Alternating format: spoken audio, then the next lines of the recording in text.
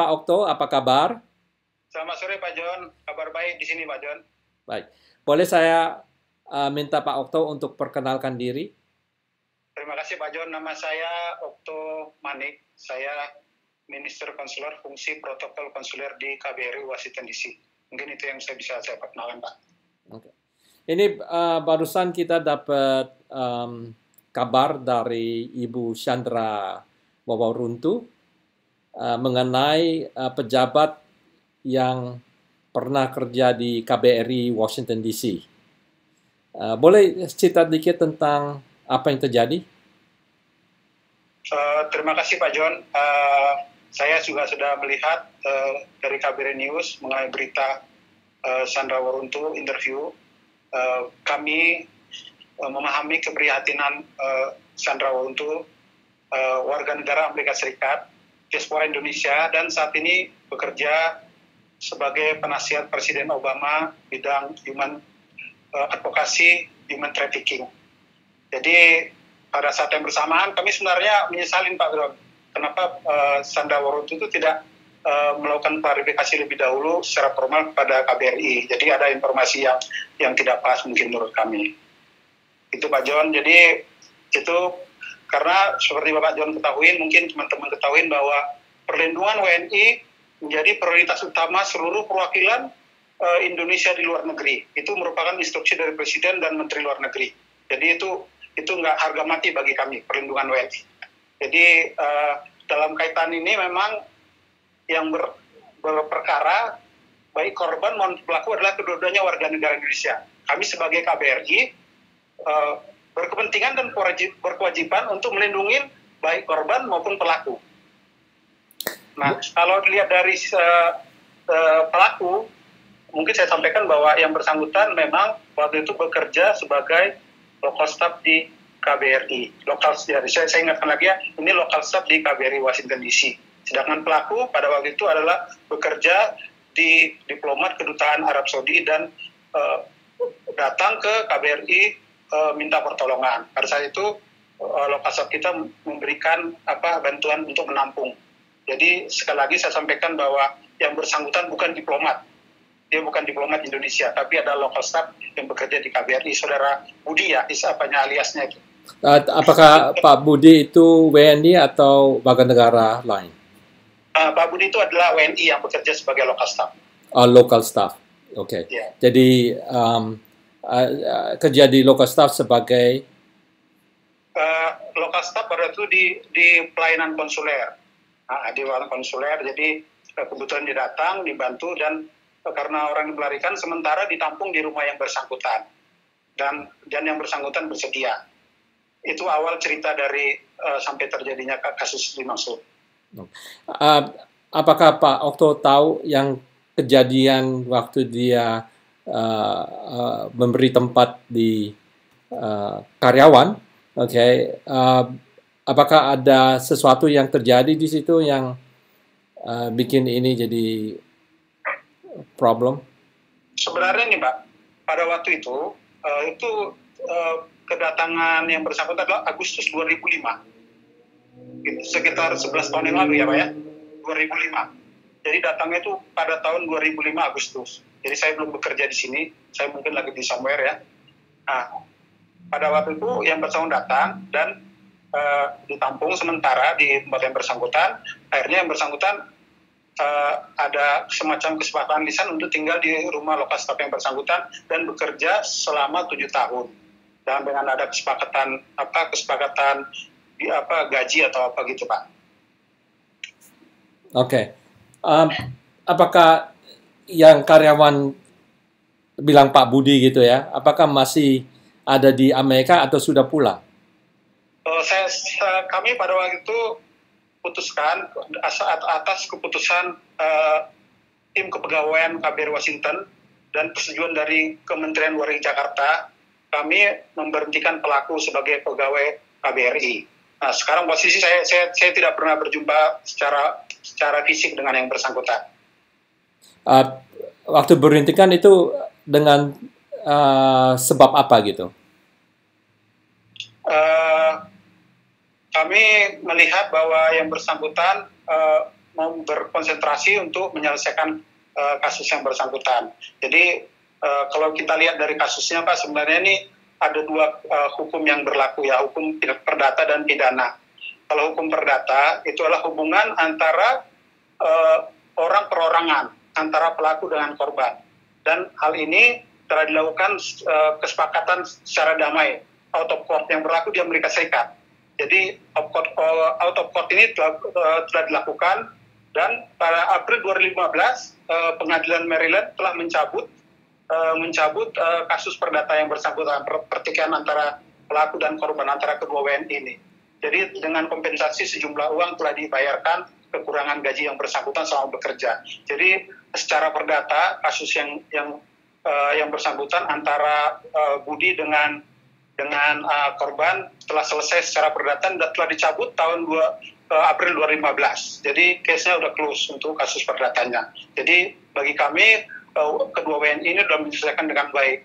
Dan perlu Pak John tahu sekarang yang bersangkutan korban sekarang setelah bekerja di Amerika Serikat dan yang menurut catatan kami dia dalam proses green card. Oke, jadi maksudnya pada waktu udah ada pengadilan yang memutuskan secara damai dan iya, dari dua pihak sudah setuju dalam negosiasi perdamaian ya. Iya, Pak, begitu. Betul, jadi Pak, sebenarnya soal ini sudah selesai. Betul, dan Pak Budinya sudah pulang kelihatannya ya, begitu. Saya nggak tahu persis sudah pulang atau di sini, yang jelas kasusnya sudah selesai. Jadi kita bersyukur antara kedua warga negara tidak bertikai, nggak ada konflik lagi. Yang korbannya ini juga sudah bekerja dengan baik, status imigrasinya juga dalam proses green card. Jadi bagi kami kalau kedua warga negara kami sudah terlindungi, menurut kami sudah cukup nyaman gitu Pak. Karena kalau lihat informasi ke Bapak juga bahwa yang bersangkutan sebenarnya keluar tahun 2012 itu dengan baik-baik juga untuk dapat pekerjaan baru pada keluar terakhir itu. Dia juga menurut catatan kami dari pengacara maupun dari informasi dari masyarakat, si korban ini mempunyai kunci sendiri Pak, memiliki kegiatan sosial masyarakat, dia kenal sama masyarakat di sekitar kita, dan dia memiliki handphone, bahkan dia bisa pakai Facebook yang lain. Jadi menurut kami sih itu bukan suatu kayak menurut versi saya ya, human trafficking yang ini bukan termasuk human trafficking versi saya ya, versi kami gitu ya.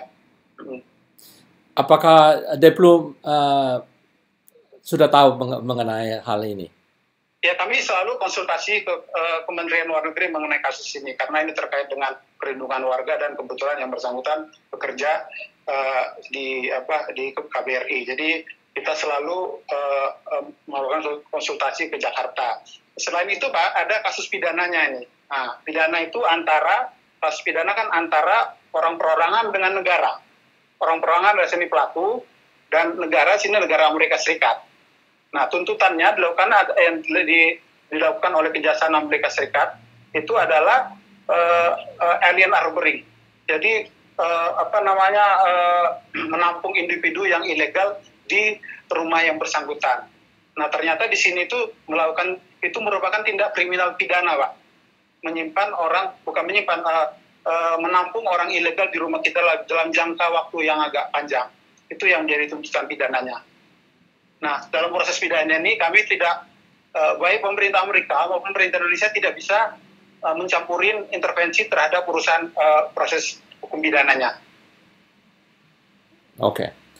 Jadi kelihatannya ini urusan dengan Pak Budi sudah beres, dan saya rasa tidak ada masalah yang lain kan, bukan yang terikat dengan pejabat Indonesia di Washington DC. Waduh, syukur Pak, kita nggak ada terlibat, dan kita dari pimpinan selalu mengingatkan kita untuk kita berhati-hati dalam bekerja di perwakilan sebagai diplomat. Kita dijaga untuk tetap konsisten dengan mematuhi peraturan negara setempat. Oke. Pak Okto, saya mau tanya, seandainya ada korban human trafficking yang datang ke KBRI, apa yang mereka perlu lakukan? Ya, tentunya kami akan menampung yang bersangkutan dan akan menanyakan, mengamankan yang bersangkutan dulu, bahwa yang bersangkutan tidak akan diganggu, bersangkutan dalam keadaan aman, safe, baru kan kita tanyakan kasusnya di mana. Kita akan mencarikan hak-haknya dia, kita akan carikan pengacara, paling tidak kita carikan pengacara pro bono sementara. Hak-hak yang bersangkutan itu kita lihat apa hak-haknya, dan nanti kan kita melakukan proses hukum. Oke, jadi dengan arti kalau seandainya ada korban, KBRI akan membawa satu pengacara setempat untuk bantu sang korban, bukan? Kelihatannya begitu Pak. Ya. Iya Pak. Jadi kami kalau ada korban, ada beberapa kasus juga kita bantu Pak. Kita tanyakan kepastian, kita bilang kamu aman. Kalau misalnya sangat darurat, telepon 911, kita bilang gitu Pak. Jadi kita kalau dalam darurat, tapi kalau tidak darurat kita ada seluruh perwakilan di Amerika ini ada hotline Pak. 24 jam hidup. Bapak nanti bisa tes ke misalnya San Francisco, telepon hotline-nya berapa. Jadi ada WNI yang melakukan yang jadi korban langsung bisa hotline. Kalau misalnya mau butuh segera cepat, telepon 911. Oke, kalau itu hotline, apakah itu hotline KBRI yang selenggarakan atau gimana itu? Coba terangkan. Jadi hotline ini Pak, ini dari Kementerian Luar Negeri. Jadi seluruh perwakilan, karena ini instruksi Presiden dan Kementerian Luar Negeri, di seluruh perwakilan RI di luar negeri sini mempunyai hotline. Apakah jadi bisa dihubungi 24 jam. Nomor teleponnya berapa? Apakah tahu? Nah, nomor teleponnya ada di website. Nanti sebentar Pak ya. Itu di KJRI punya, di semua KJRI punya. Kebanyakan kalau orang meminta tolong di KBRI ya, atau di KJRI pun, biasanya itu korban apa? Ya ada memang kasus korban human trafficking. Ada juga korban misalnya yang kita alamin, misalnya yang kebanyakan pasti paspor hilang, atau misalnya ada kejahatan rumah tangga, misalnya ada kecelakaan. Kita juga sebenarnya kita ada model baru Pak, dengan SMS blast sama email blast. Jadi kalau ada korban bencana, kita melakukan email dan SMS blast ke seluruh warga negara kita, ada yang di wilayah, misalnya wilayah state mana gitu.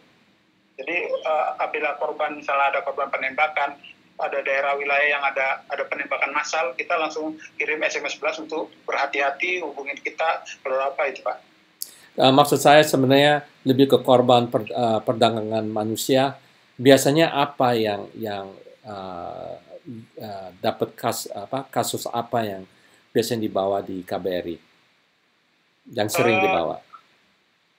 Ya ada yang di KBRI, kami kebetulan belum pernah nanganin satu langsung yang saat ini yang melakukan perdagangan manusia. Yang setahu saya misalnya ada komplain, misalnya dia bekerja di tempat orang asing, terus tidak betah, dia ingin pulang, kita fasilitasin Pak. Kita fasilitasin, kalau misalnya dia ada hak-haknya nggak terpenuhi, akan kita bantu.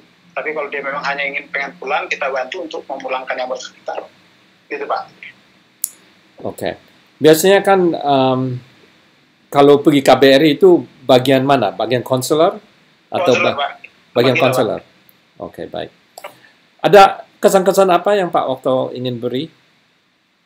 Ini Pak, yang Bapak ini hotline ini satu tren baru Pak. Jadi kami juga punya hotline perlindungan untuk seluruh perwakilan. Nanti saya share ke Pak John. Mungkin kalau bisa ditaruh di satu iklannya di KBRI, kita dengan senang hati bisa membantu perlindungan warga negara Indonesia, ya Pak ya. Jadi selain hotline itu Pak, kita terus mengupgrade perlindungan WNI di Amerika Serikat nih Pak. Satu yang kita lakukan Pak, ada namanya welcoming SMS Pak.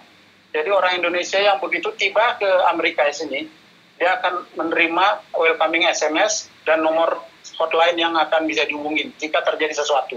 Jadi itu satu, untuk orang pertama tiba di Amerika Serikat ini, dia akan mengetahui nomor telepon yang akan dihubungnya jika terjadi sesuatu. Yang kedua, kita ada hotline 24 jam yang dipegang oleh diplomat Pak. Jadi diplomat kita yang akan memegang langsung hotline KBRI, Pak. Nah, dan itu juga kita lakukan melalui media sosial, ada Twitter, Facebook. Itu kita sekarang sistemnya udah online based, Pak. Jadi itu yang perlu ini yang kita sampaikan, bagaimana kita mengupgrade sistem perlindungan yang ada di Amerika. Karena kebetulan di Amerika ini fasilitas teknologi informasi kan begitu bagus, Pak. Yang terbaru ini kita SMS Blast, Pak. SMS Blast ini ternyata efektif sekali, Pak. Jadi kemarin ada bencana di daerah Houston sekitarnya, Florida, kita lakukan sekali ketik, masuk semua data ke seluruh WNI untuk berhati-hati dan hubungin kita, Pak. Jadi itu yang kita lakukan, dan juga kita melakukan pelayanan konsuler, warung-warung konsuler ke kantong-kantong masyarakat Indonesia, Pak. Jadi itu, Pak, nanti mungkin kita di ini bisa kerjasama dengan Pak Hajon ini kabari untuk membantu perlindungan WNI, Pak. Oke, baik. Terima kasih Pak Okto. Sampai kita berjumpa lagi. Iya, kalau bisa datang ke sini kita datang Sati, kalau nggak nanti saya datang ke sana.